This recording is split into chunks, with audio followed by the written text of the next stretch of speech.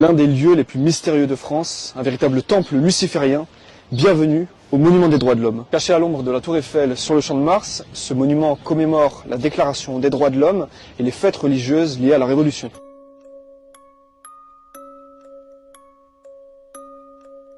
Pour cette vidéo, je suis accompagné de mon ami Mizar, passionné par le sujet, à qui je vais laisser la parole. Donc merci Louis de m'inviter. Effectivement, nous sommes sur le Champ de Mars devant le Monument des droits de l'homme, inauguré en 1989 dans le cadre des grands travaux de Mitterrand par Jacques Chirac, qui était à l'époque maire de Paris. Un véritable condensé de symboles cryptiques, tous en lien avec la franc-maçonnerie et sa gnose comprenant l'Ancien Testament, la mythologie grecque, les cultes à mystère romain et toutes sortes de traditions. Pour mieux comprendre l'importance de ce monument commandé par Mitterrand, il faut savoir que celui-ci, en quittant la République et l'Élysée en 1995, est venu s'installer dans son appartement juste à côté, dans lequel il mourra 6 mois plus tard, en janvier 1996. Comme nous le voyons, cette porte principale ornée de profusion de détails, tous plus symboliques ou cryptiques, est entourée de 2 colonnes principales, en référence au temple de Salomon, les 2 colonnes Jacquin et Boaz, propres à la franc-maçonnerie. Parmi cette multitude de symboles se cachent des références historiques, architecturales, astrologiques, cosmologiques et même cyclologiques.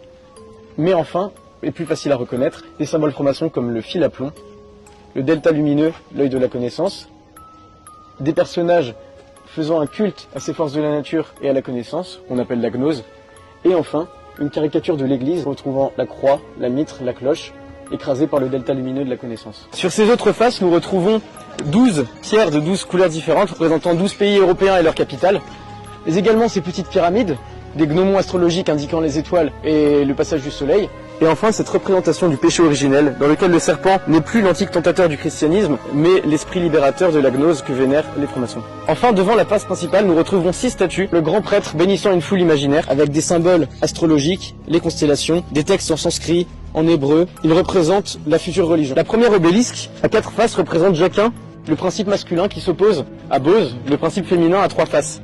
Ces 2 obélisques, symboles de la connaissance et du savoir humain, sont couvertes de symboles des pieds à la pointe, mais surtout 2 sculptures dorées représentant l'homme et la femme. Les 2 derniers personnages, la femme et l'enfant, représentent la République maçonnique universelle, que l'on voit à l'œil d'Horus ici, qui guide l'enfant qui est l'avenir de l'humanité, en le consacrant au grand prêtre et en grand orateur devant le temple de la maçonnerie. Dernier élément, l'intérieur de ce temple, visible par le trou de la façade principale.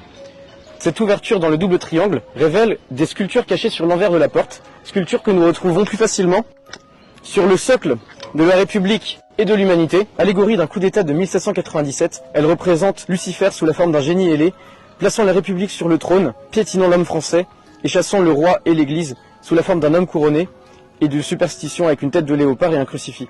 C'est cette représentation qui est au centre de l'autel. Mais concrètement, qu'est-ce que cela nous apprend sur la vie spirituelle? Le diable s'appuie sur des organisations humaines politiques afin de nuire au travail de l'Église. Ce monument traduit la consécration de la ville de Paris et de la République aux forces occultes via la franc-maçonnerie et la gnose luciférienne.